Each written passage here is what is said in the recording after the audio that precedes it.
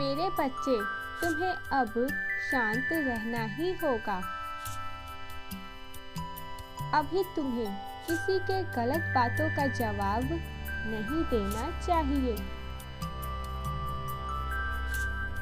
क्योंकि अभी तुम्हारा समय तर्क वितर्क करने में नष्ट करने के लिए नहीं है। अभी तुम्हें अपने बहुत से सपने पूरे करने हैं और इसके लिए एकाग्रता करना बहुत ही आवश्यक है। मेरे बच्चे, सदैव किसी के बातों का जवाब देना भी आवश्यक नहीं होता है। कभी कभी बिना बोले भी हमारे कर्म बहुत कुछ बोल देते हैं और इसके लिए हमें अपना ध्यान सदैव अपने कर्म पर ही रखना चाहिए और लोगों की बातों पर ध्यान ना देकर कठोर से कठोर परिश्रम करना चाहिए। तभी हमें किसी को बिना कुछ बोले भी जवाब दे पाएंगे। इसीलिए अभी केवल तुम अपना कर्म ही करो। अपने परिश्रम को और अधिक बढ़ा दो, क्योंकि बहुत ही जल्द सबको उनका जवाब मिल जाएगा। जब चारों दिशाओं में तुम्हारी चमक फैलेगी,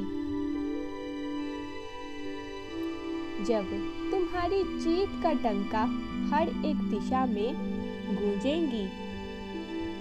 एक बात हमेशा याद रखना, जो समय बीत गया वह तुम्हारी मुट्ठी में नहीं था मेरे बच्चे, परंतु जो समय बीतेगा वह तुम्हारे नियंत्रण में ही है। अब तुम्हें अपने भाग्य का विधाता स्वयं ही बनना पड़ेगा। जब तुम अपने मन, बुद्धि और इंद्रियों को अपना गुलाम बना लेते हो,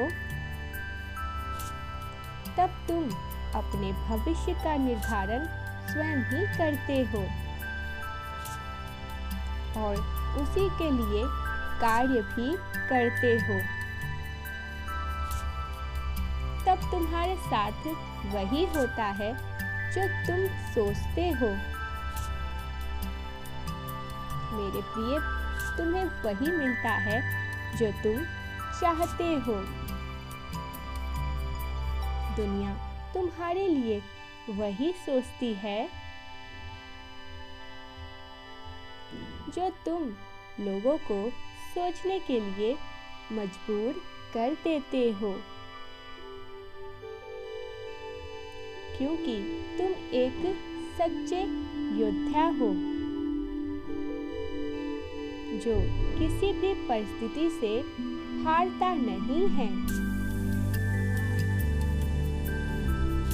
जो ना ही हालातों से डरकर भागता है,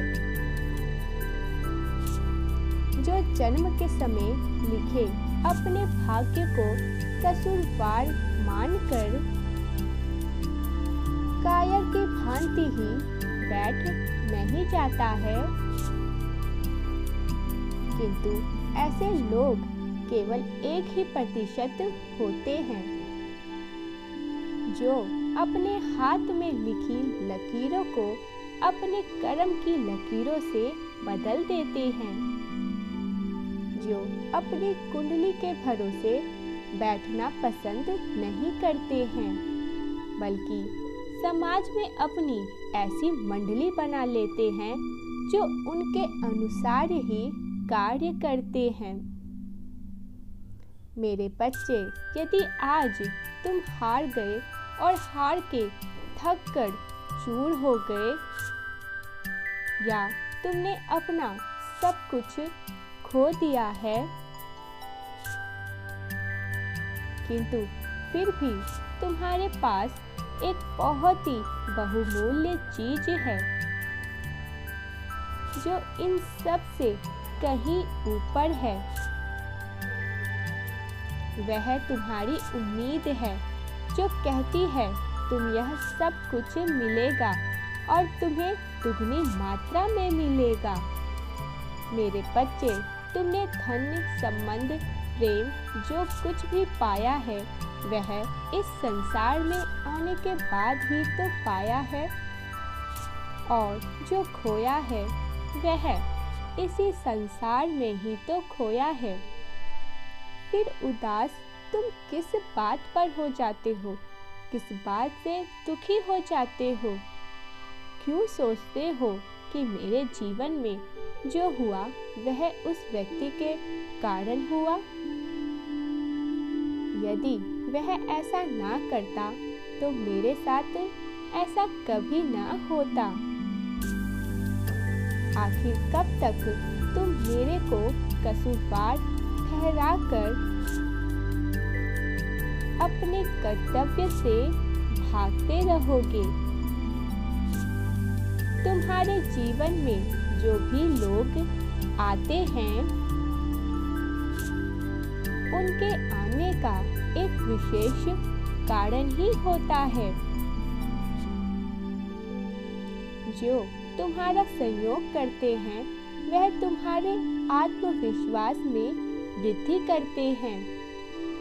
वहीं जो लोग तुम्हारे विरोधी करते हैं या तुमसे नफरत करते हैं वह तुम्हें जीवन में तजुर्बा देते हैं और ऊंची उड़ान भरने को मजबूर कर देते हैं। मेरे बच्चे, जब तुम्हारे चारों तरफ तुम्हारे समर्थक होंगे तब तुम निश्चित ही शांति से बैठकर अपना कार्य करना छोड़ देते हो। लेकिन जब उनके सामने एक विरोधी खड़ा हो जाता है तब वह पहले से अधिक सतर्क होकर कार्य करता है। तुम इस सृष्टि में सर्वोत्तम स्थान तभी प्राप्त करोगे जब तुम्हारे समक्ष विरोधी खड़े होंगे, चाहे वह विरोधी तुम्हारा मन हो या कोई व्यक्ति हो। जब तक कुछ अलग कार्य नहीं करोगे तो उसका विरोधाभास होना स्वाभाविक ही होता है। इसी प्रकार जब तुम्हारे मार्ग में चुनौतियां आती हैं तो वह पुष्टिकरण करती है कि तुम सही दिशा में अग्रसर हो रहे हो।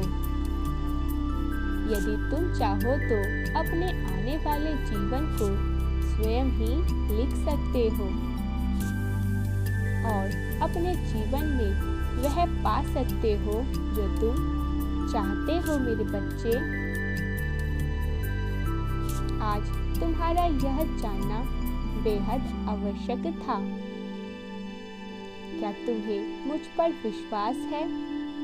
तो बोलो, type yes if you believe divine blessings. Yes. Thank you so much.